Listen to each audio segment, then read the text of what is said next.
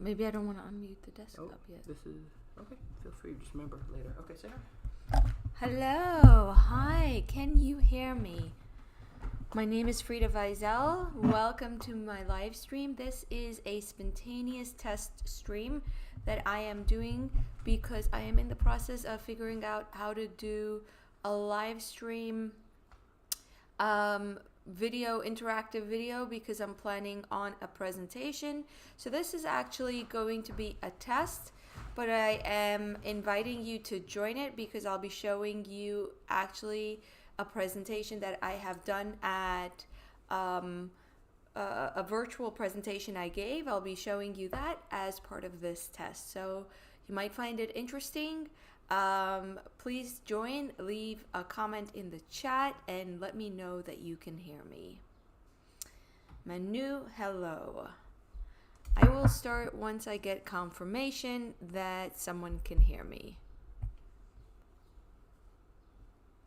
Hello, Liviu, hello, Shaya Rothenberg, hi. Thank you for letting me know that you can hear me. First of all, happy Mother's Day. I hope everyone is doing well and everyone's having a lovely Mother's Day. I almost always work on Mother's Day, so Mother's Day is it's always on Sundays, and Sundays are my busiest day, so it's always been a kind of hectic day for me.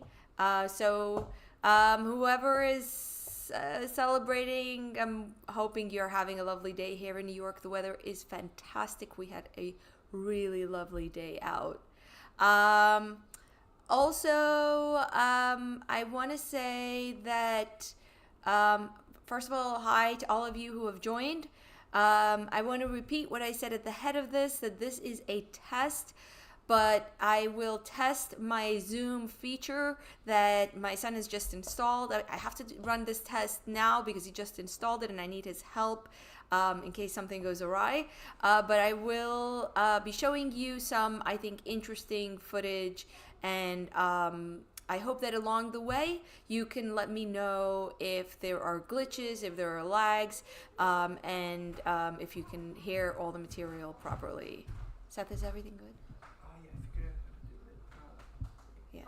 Just 1 second while set up what? The stream account. No, it's fine. Yeah? It's fine, yeah. I don't need it. In fact, it's better without it. Okay, everything's good? Let me see. I'm going to press play on this. Oh, make sure to turn on your... No, that's just your display. So you want to turn back on your desktop audio? Okay. All right. Shout out to Seth for helping with the setup. That's right. Seth, come say hi. Oh.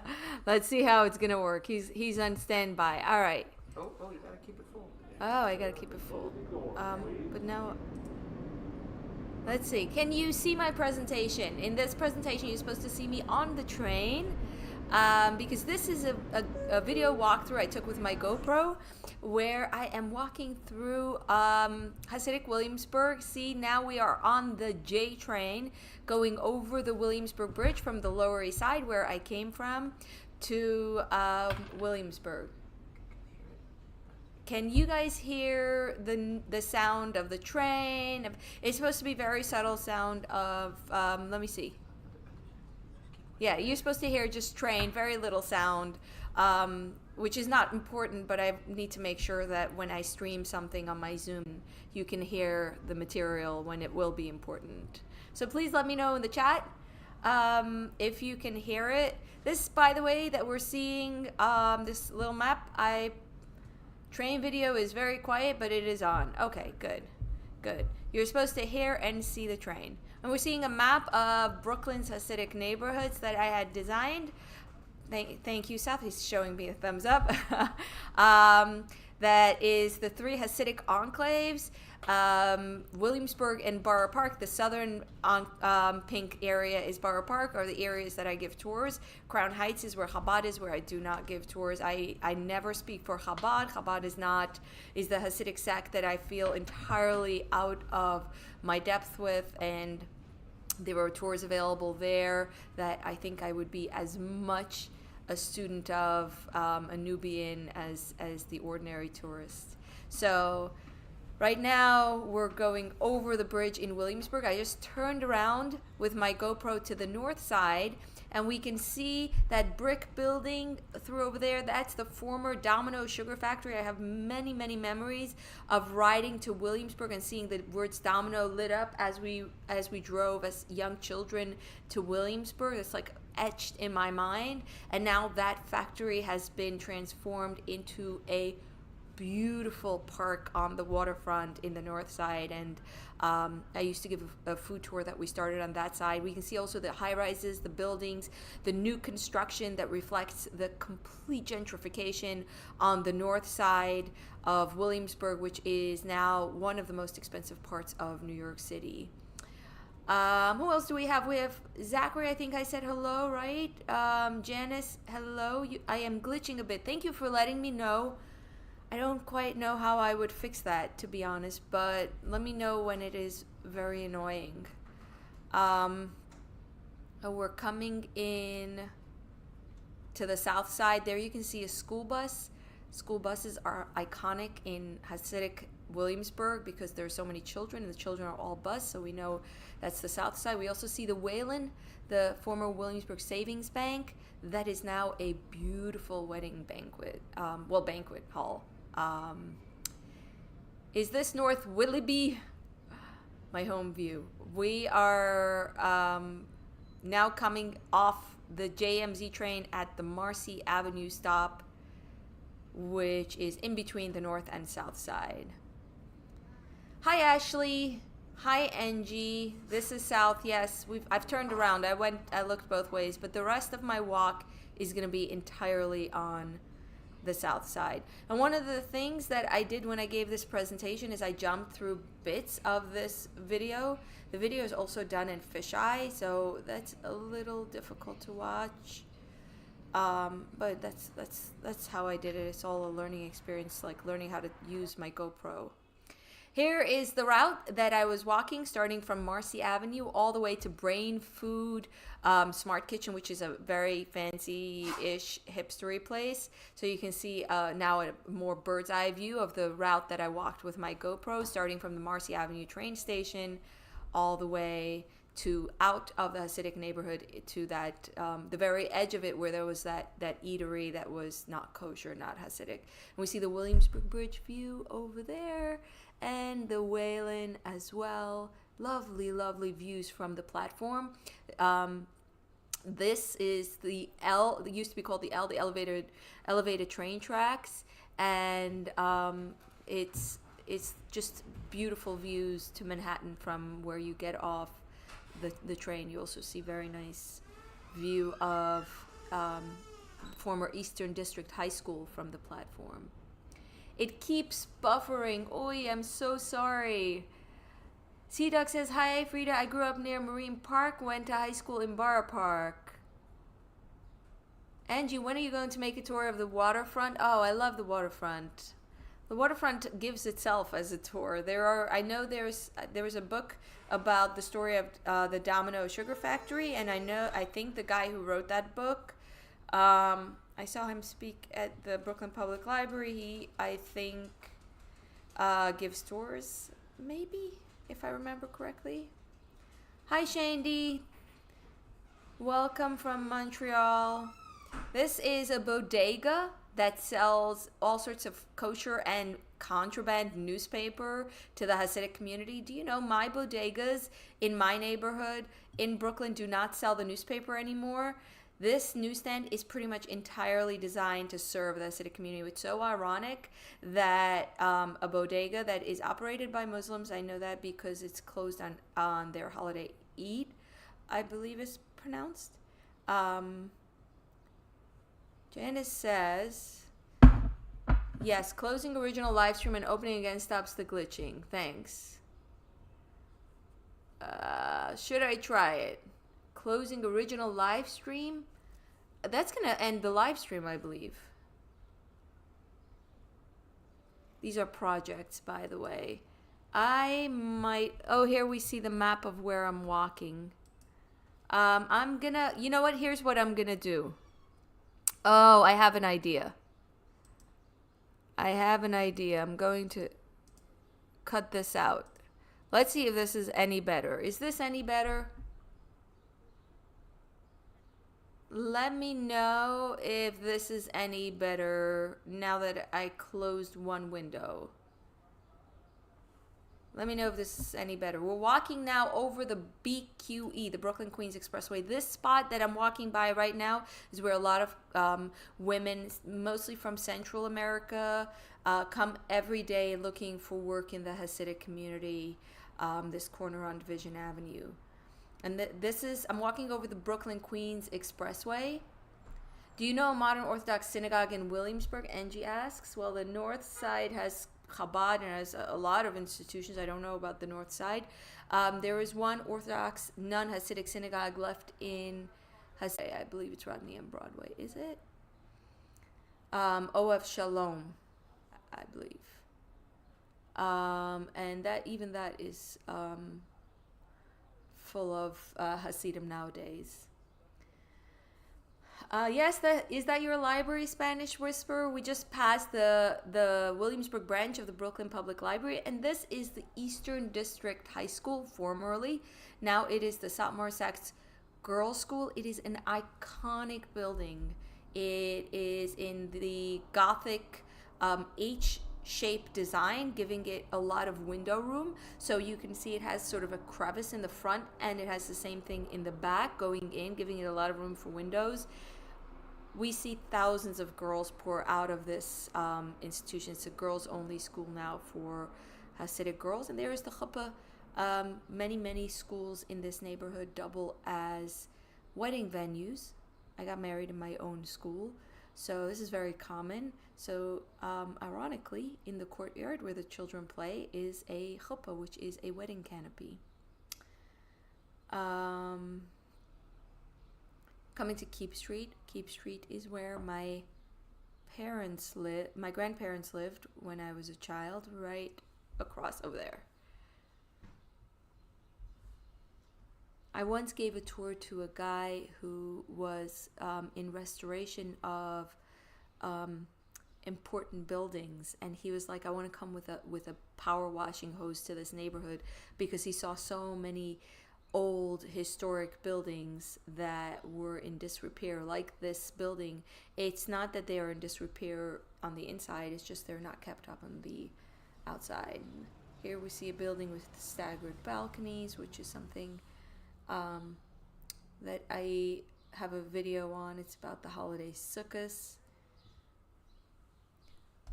I would love if you guys are still with me, if you could leave a comment in the chat and say hello and let me know where you're from. Trying to make sure I can hear that we're all good.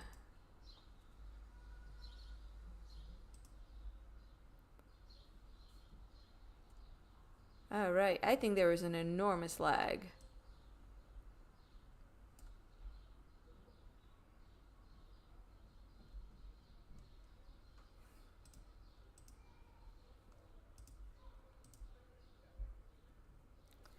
Hi, can you guys still hear me? Let me know if you're with me. This is a completely new software to me, and I want to make sure that you're all with me. Born and raised in Williamsburg. Where did you grow up, Spanish Whispers? Nechama, hi. In Israel now. Where in Israel? Let me know if you can see this stream. Okay. Were those buildings with staggered balconies built specifically by Hasidic people for that purpose, or renovations done to make existing buildings like that?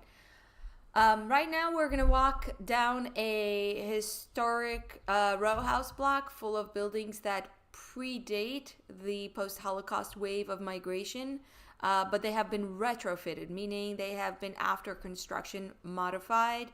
Some buildings in the newer area, or the one that we saw, those were built originally already designed with the doors aligned in a staggered design, the balcony doors for the Hasidic community. Oh, wow.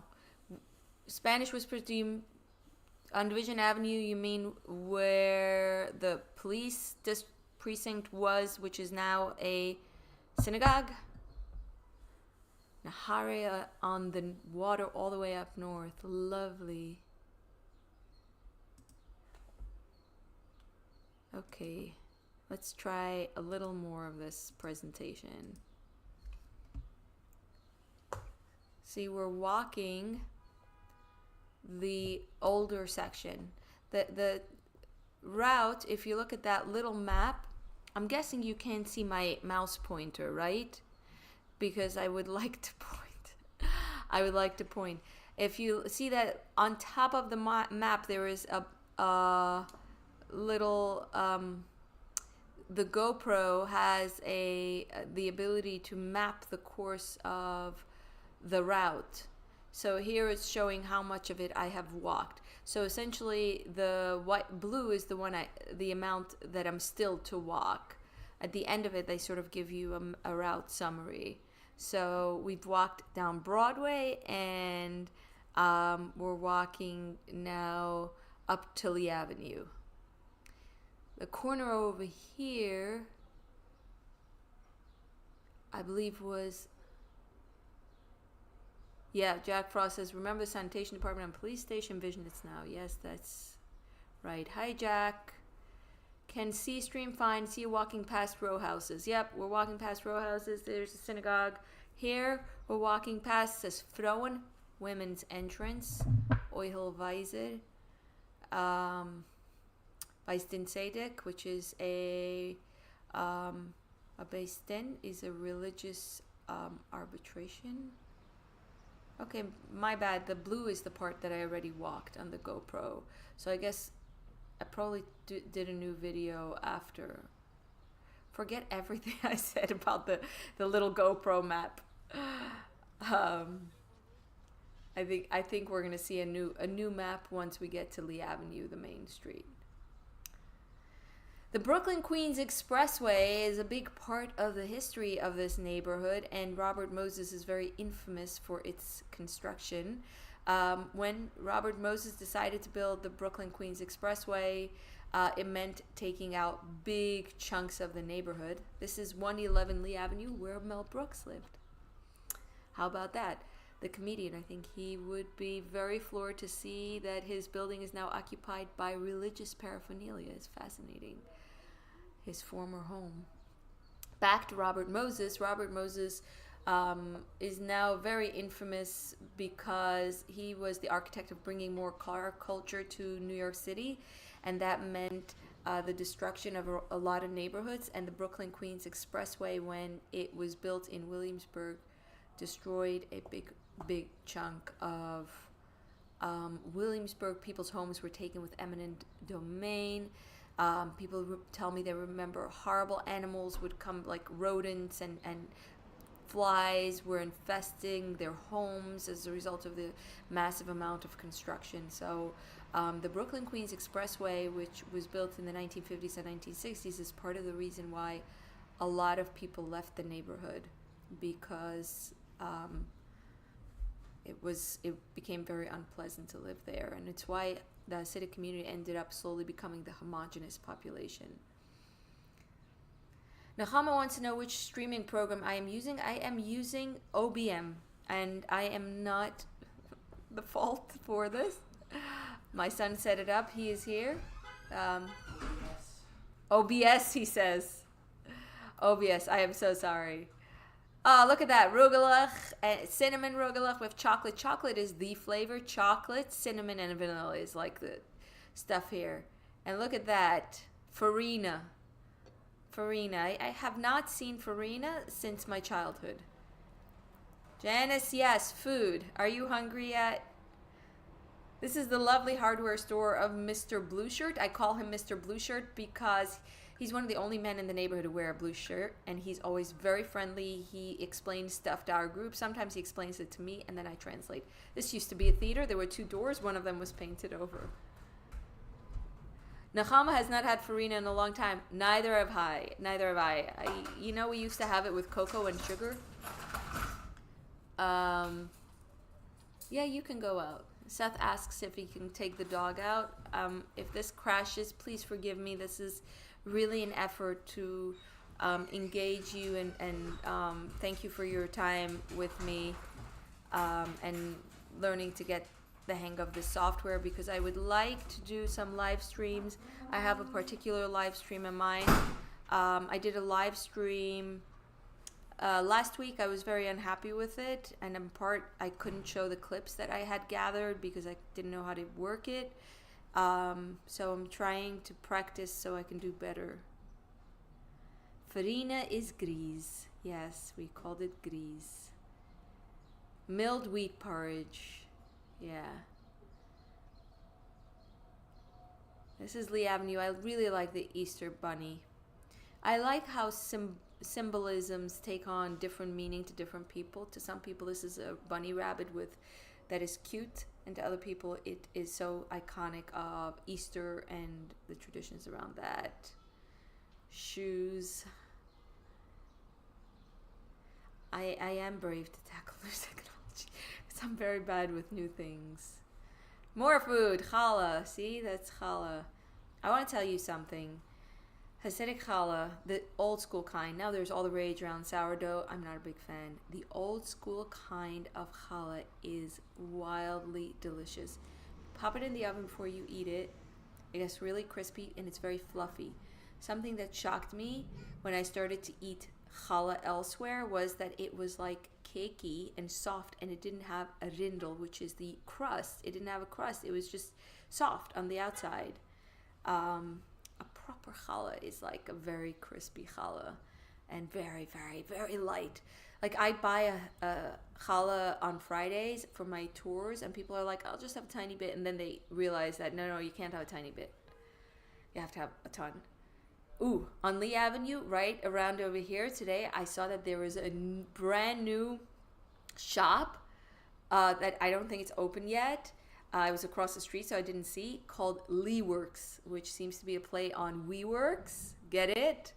And it is, I'm guessing, a place you can go to use the internet. Probably looks very different than WeWork.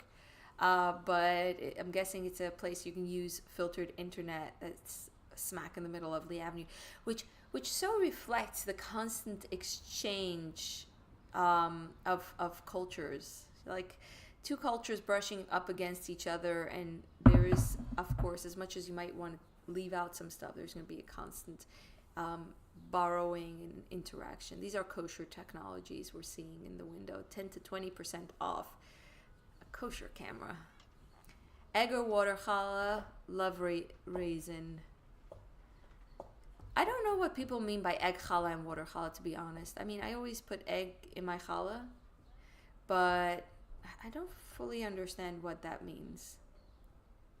Silver is everywhere. I had someone on my tour today who came from the north side, and we discussed the kind of shops that are in a typical Brooklyn neighborhood. A lot of pot nowadays. Like you can't go 3 blocks without seeing a pot shop, which of course there is no pot shops no marijuana sold in the south side, in the Hasidic neighborhood. On the north side, there's also a lot of like Lululemon, all of these brands. There's a Google store. There is a lot of course, tequila and bar culture, nightlife culture. There's none of that here. It's interesting to compare and contrast. What I'm going to do for a video, hopefully, is walk both avenues and highlight the differences in kinds of shops, which interests me a lot. There used to be a bakery on Division that sold good bread rolls. I don't know. This is a GPS that is kosher. One of my school teachers, Nechama says, one of my school teachers used to make soft challah with cinnamon in it. It didn't have a crust either, more like a cake.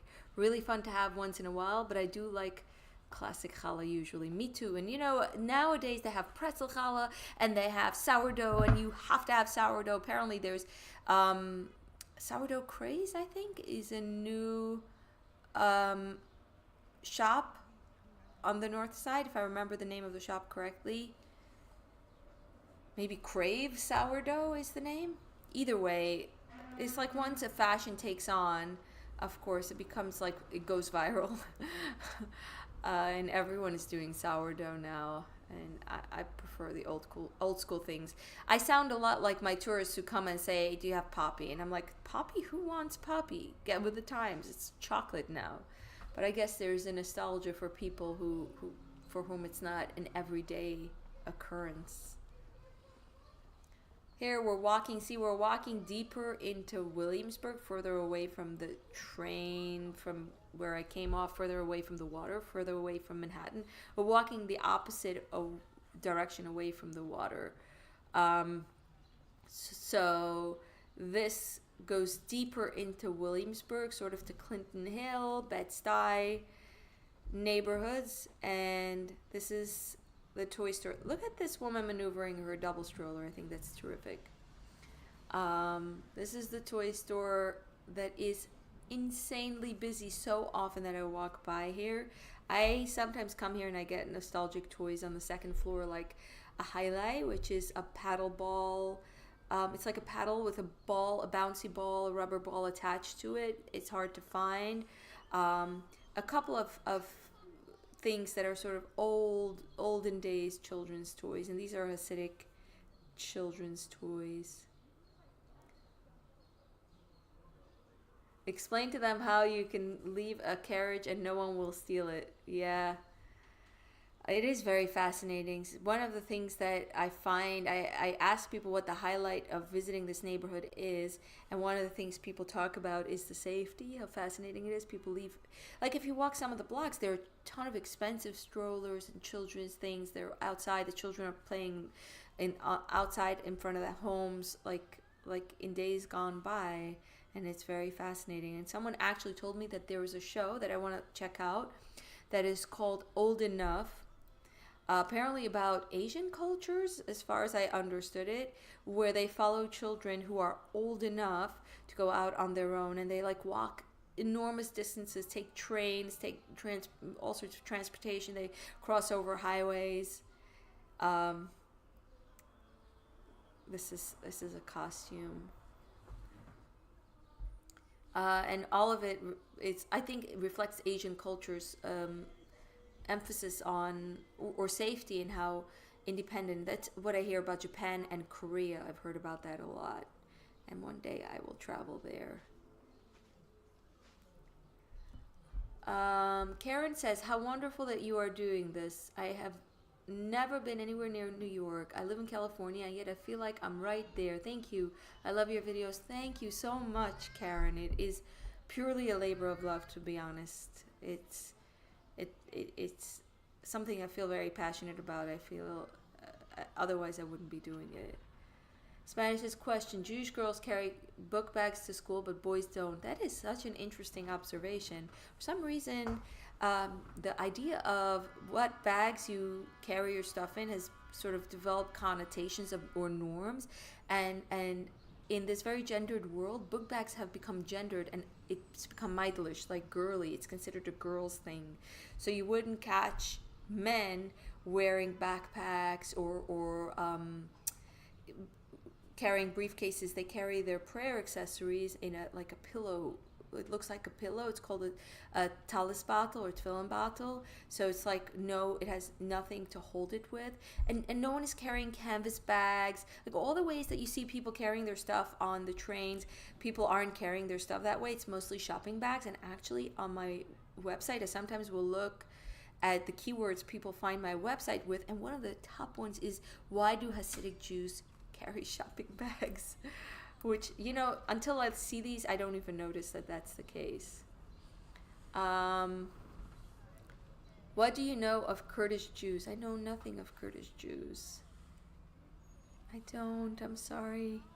Are kosher kids games more expensive more than normal games? Today I bought a really nice game for my upcoming video. It was $26, but I saw that online it is $34. It's called Shtetl.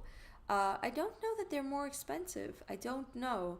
They're made in China, and they seem to me comparable price-wise. Sea Duck says, Karen Deck, I'm in California too. Love Frida's channel. Good R&R for the mind. Awesome. Daniel says, I just remember that you were on the grid with Zephyr Teach Out. Thank you for the interesting and entertaining perspective. That is moons ago. Zephyr Teach Out ran for maybe governor, maybe for a position in New York City at some point, leadership position. And at some point there was a Brooklyn show that asked me to show her around. It was the first time I was on camera, and I remember how ridiculous I felt. I still feel ridiculous walking. Like sometimes when you're on camera, you're told, okay, you know what, we didn't get you, walk again. And you're like, what? I've walked already. It feels very ridiculous. And I remember with Zephyr Teach Out, that's my memory, feeling so ridiculous walking into the shop for the shot. But she was the sweetest. She was the sweetest person. It's somewhere online, by the way. It's like Yiddish, I think it's about Yiddish Brooklyn, and it's somewhere online. Shandy says, are you planning on coming to Montreal? I've been to Montreal. I'm not a big traveler, to be honest. Are you offering me? Am I getting an invite here? Is the question. So we were just in the grocery store. The thing is, we just finished walking the old neighborhood. Lee Avenue is a point, it's 3/4 of a mile, and it is entirely Hasidic. Entirely. It's like an avenue that if you see the address of Lee Avenue, you know it's a Hasidic place. But now we're walking into an area that was until not too long ago a lot of factories that has become the area into which the Hasidic community has expanded. Some of the old factory remnants you can still see, but you can also see how these shops are opening and the community is expanding in here. And I decided to jaywalk and across over here because I got really curious about this children's clothing shop, and I walked in a puddle. Great effort I made to show you this pastel collections, which used to be on Lee Avenue and moved here to a much nicer place. Linda says, I'm in California too, but I've been to New York several times because my father's family lives there. Your videos bring back good memories of my visits there. Thank you. Wonderful. So one of the interesting things I noticed as I walked this neighborhood, and I noticed it today I was just biking in Brooklyn, is that generally street traffic is fairly not dense in most Brooklyn neighborhoods unless it's a main street. You don't contend with a lot of foot traffic except if there are a lot of shops somewhere, like main avenues, Flatbush Avenue, where I'm all the time. But in the Hasidic community, there's a lot of foot traffic, a lot, relative. Mark says, don't they have garbage cans? There are trash bags all over the place. I know. First of all, when you have very large families, there is a lot more trash, a lot more trash. Also, I think as you get into the newer neighborhoods, it gets nicer seats, tidier now than it was earlier. It is inexplicable. You know why? Because Hasidim in Williamsburg are sort of culturally considered Hungarian, and Hungarians are notoriously immaculately clean, incredibly obsessed with cleanliness. Everything needs to be cleared out of the way. I saw a comment on one of my old videos. Someone left a comment just like this week saying that in my first video with Pearl, the Hasidic woman, where she showed us her home, I am touching everything. Like my grubby, dirty fingers are on everything, the table, the chair. And I had to go back to the video to realize that she was right. I was doing that, but the commenter was like, this house is so clean. Why are you making things dirty? But that is common. Houses are very clean. By the way, here this map is of all of Bedford Avenue, which is the longest avenue in Brooklyn, and the yellow part that I showed. You know what? For purposes of making sure I can work this, let me see. I'm gonna try. I'm just trying to find the map again. So, oh, here it is. So here, let me see.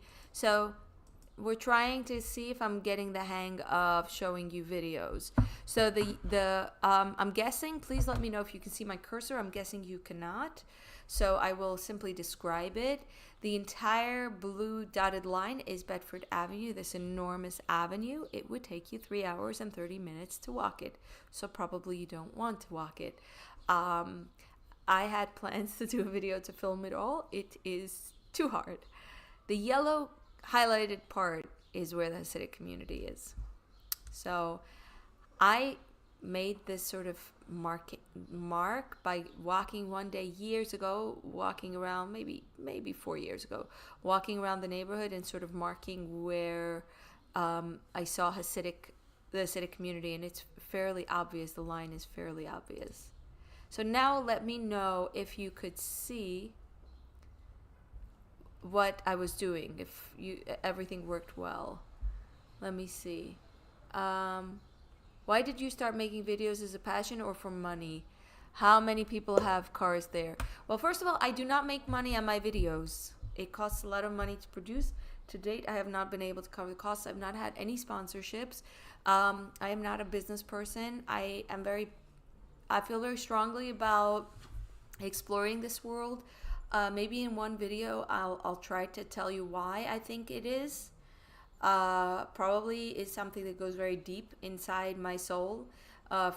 Must have been shaped by my experiences. Otherwise, you don't put in this amount of work.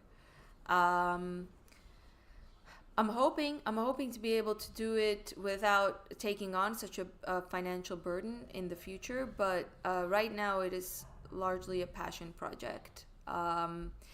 It does help with my tours, I should say. It does help with my business. It brought me a lot of exposure. How many people have cars there? I think the vast majority have one car per family because only the men drive. Minivans everywhere. Kathy says, Happy Mother's Day. Oh, thank you. Happy Mother's Day, Kathy. Laura says, hi, all. Hi, Laura. I'm sure everyone says hi to you. Why are they so clean? Because the house 24/7 hour. Why are they so clean? I don't get the question. Why are they so clean? I mean, the home is a very important space. You don't like hang out most of the time outside of the home. The home is where a lot of things happen. So emphasis on how the home looks is enormous. When was this shot, and what equipment did you use to shoot these? Satsal asks. I shot this winter. As you can see, everyone in winter coats, and I used my GoPro 10.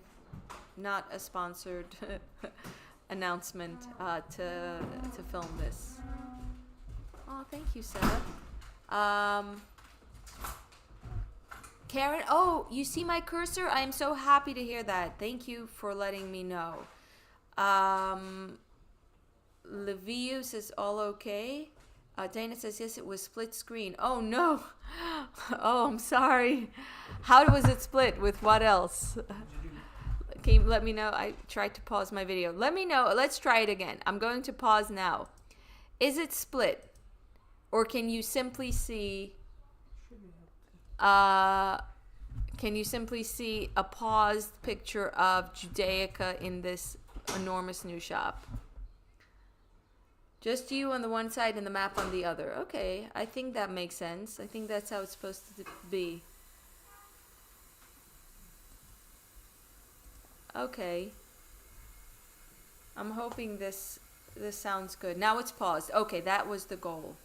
Excellent. Excellent. See, this is a newer, very, very stylish Judaica shop that I passed by here. Is it possible that your interview you did with Tova could be archived? That would be a great idea. I would love to document more people, you know. It's very hard. I have to convince people. I know so many people who I feel like their stories are not being preserved, and they are mind-blowing. Tova was very game because she's not Hasidic, as she says. So I'm talking about Tova, who I interviewed, this lovely woman from Williamsburg, 88-year-old woman who I interviewed for my YouTube channel, who was a very young child during the Holocaust and has lived in Williamsburg since, I believe, 1962 in the projects. I can see a lot of shops. Do most people have family shops, or the ones that do are more visible? Most shops are, all the shops are locally owned mom and pop shops.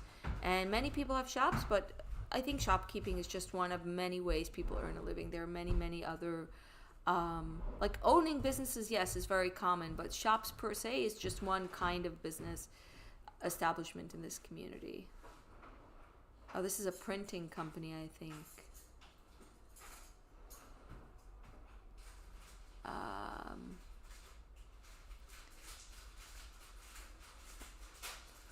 You are in the upper right hand corner. Yes, that's the hope. I was watching your interview with Sarah Braun this morning. So fascinating. Thanks.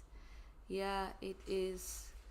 It is fascinating. She's been interviewed just now by a few other channels, and I've been meaning to see what was said there. Why are they so clean? Because they have 24-hour cleaning ladies. I don't know anyone who has 24-hour cleaning ladies. I'm trying to find someone to come clean my place, and everyone is fighting over cleaning help. Because they have money. Some people have money, some people do not. I think that up over here, let me see, is a new kind of Shabbos bell. Oh, it froze? Oh no. Seth, I think it froze. People are telling you it froze? What is it? The show, the video itself froze. I'm so sorry, everyone. I guess this is practice. As I said at the head of this, welcome to anyone who just joined. This is a practice run. I'm showing you a presentation with my GoPro, but really the purpose of this spontaneous video is because I'm trying to get a hang of doing more sophisticated technology with the live streams, because I have done a live stream. I was very unsatisfied with the limited capacity if I can show you footage and if I can't properly present to you. So this is really a practice. Right now, the practice is going a little sideways because my video froze. So please forgive me. My son's going to try to fix it. Oh, wait, this just seems like a problem with the video player. Why? Okay. I don't know. It's going past where it was before. Yeah. Okay. It's beyond. Give me a second. Oh, everyone is still seeing the video moving? Well, yeah. This is what they're seeing. Ah, okay. That's good. That's good. Oh, that was what I wanted to show. On top of the building, I think that's a newer style of Shabbos bell. Seth, don't move stuff around. You know that I'm incapable of dealing with the influx of stuff. So, as a Christian, I love learning about the Jewish world and faith. I truly enjoy your videos. I love also to watch a channel called Virtual Jerusalem. He walks everywhere. I have never heard of it, and I'm going to check it out. Karen Deck had a good question. Why is black the predominant color of clothing? I think black is a very safe color. It's a color that it's slimming. It's not too outrageous. You're not taking a lot of fashion risks when you wear black. See, this guy's wearing black, and he's not Hasidic. New York City, black is a big color. I wear black all the time, so I sympathize. I'm not. For me, it's about not taking risks with clothing. I feel like I don't want to wear anything that will be too much, and black is just not too much. Now it's moving. Do people see you shooting? They usually hide from cameras. Yeah, I was just walking with a camera. I never film this neighborhood because I don't feel comfortable. I will always have a camera person so that we are sort of together, and I'm standing and talking to the camera while the camera person is filming, which makes people a lot more comfortable. However, this was the only time, I think almost the only time that I filmed something and it felt very comfortable because I just walked. And anyone who didn't like it walked out of the shot. I didn't try to intentionally keep anyone in the shot. See, I sort of moved away from, oh, look at that, from having people in the shot. Let me see. Let's go back a little. Here's sushi. We can tell we're in the nicer part, the newer part. This is a kosher sushi place. This is the newer trends. Modernizing. The ice cream house. I believe this is the ice cream house. There's an ice cream house in Borough Park as well. So we're getting to the end of the area that this community has expanded into, and the little girls are playing jump rope. Black is traditional color that does not draw attention by design. Exactly. This is cool, says Robert. I left Brooklyn in 1972. Born in East New York at the Jewish hospital, and family moved to Mill Basin. Your tour is fun. Wonderful. You know, this is a very typical story I hear from a lot of Jews.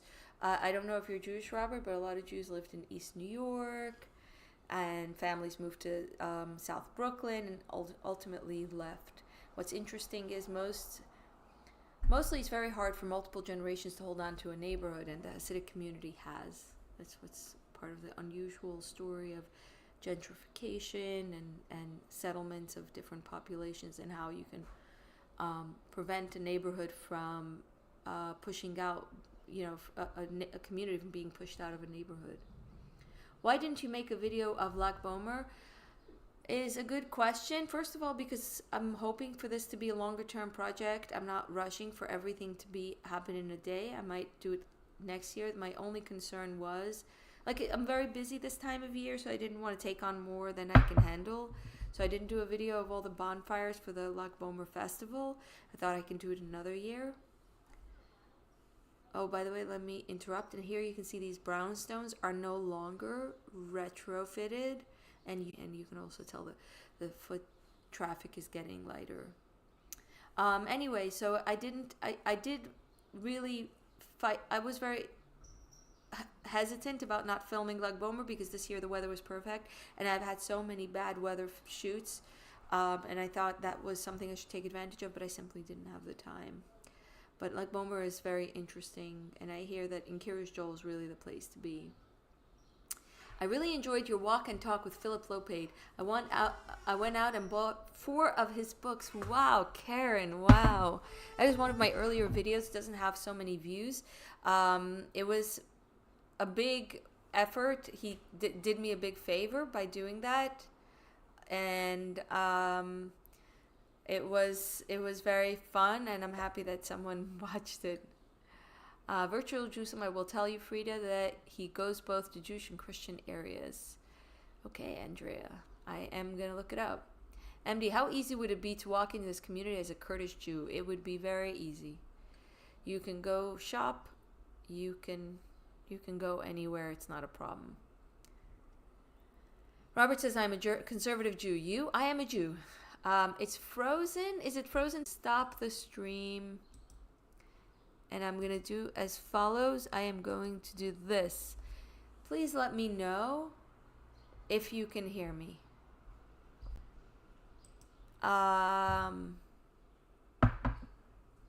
Title says test. Please let me write it in the chat.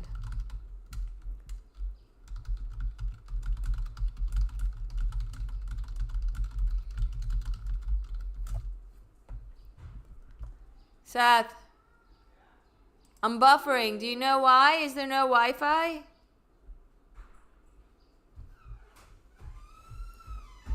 Do you have Wi-Fi? Yeah. What's buffering? The Wi-Fi is not working.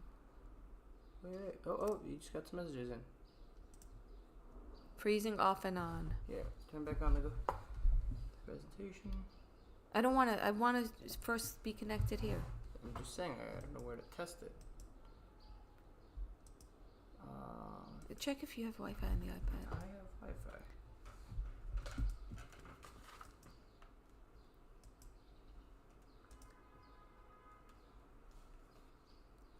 You sure? Because I'm connected to Altice. Took a second, but I have. Still a bit buffery, but can hear you. You're back. Okay. I guess I'm back. Frozen on and off. Sometimes film, but no voice. Then back on. That is so strange. I'm sorry. We're going to have to try to work on it before I schedule something so this doesn't happen. Black screen. Yes, the black screen is intentional. I turned off the presentation because we were already at the end of our walk, and I figured it'll help me come back on maybe. And I want to show you just very briefly a lovely song called Williamsburg by a iconic musician, singer named Yomtov Erlich. I'm going to show you a different video. This is to test how well I can show you videos on YouTube directly.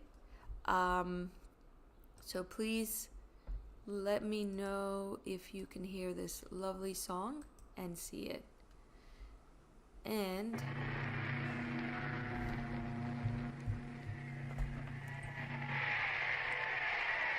while we're at it, this is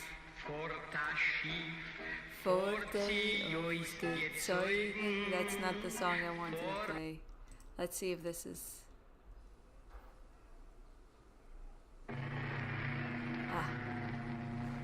No.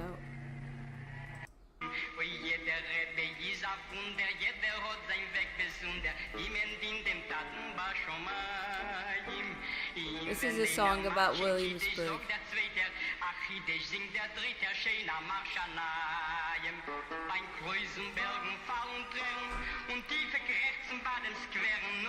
Oh, you can hear it? Nice.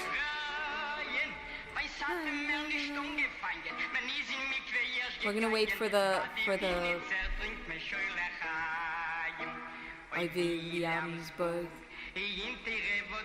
And then on top, on the upper floor, small children are studying.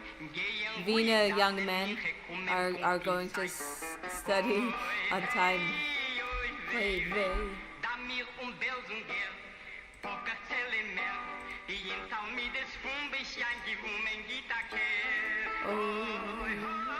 All right.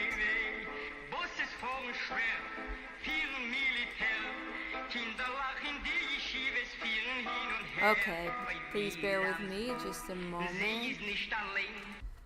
Okay. I'm sorry. I don't know if you could hear that. Still glitchy. Your internet is not good. Have his original records. Knew him. Really? You knew Yomtov Erlich? I wonder what he looked like. I did not ever see a picture of him, but I can't imagine him in performance. Nice song, but weird voice. Yeah, he was, I think, a Russian Jew who sang these. I think he was the first to really introduce music, and his music was in Yiddish, and it really created a narrative about post-Holocaust sort of triumph of religiosity, and it's really interesting. And he was a very astute observer of his society, and he had a tremendous sense of humor. Can you hear me? Besides for the video, were you able to hear me? Angie, Zelda, the Bonnie U, Livius, we have Jack, Dana. Thank you all so much for joining this live stream, which was, as I said, a test that was not passed with flying colors. I will have to figure out ways to make sure that some of the issues are resolved. I have some live streams I'd really like to do. I really enjoy the interaction. I spend a lot of time putting together the videos, and I really feel like I want to get to know all of the viewers more and to get to hear your thoughts. When I started to do videos, to be honest, when I put my first video out, I didn't want to hear feedback. I thought people would tear me to pieces. One of the best surprises has been how much I've been learning from my viewers. People share with me so much. They correct me, but in a way that isn't like mean. But also they share with me their cultures, their knowledge, wherever they come from, their history. And I love it. And I want to do more of it, but we'll have to figure out the tech part of it better. In the meantime, I hope that you enjoyed that little walkthrough. I want to wish all of you a happy Mother's Day again. And and a great Sunday and a great rest of your week. So leave a comment on this video, share your thoughts, and I'll see you around. Bye-bye.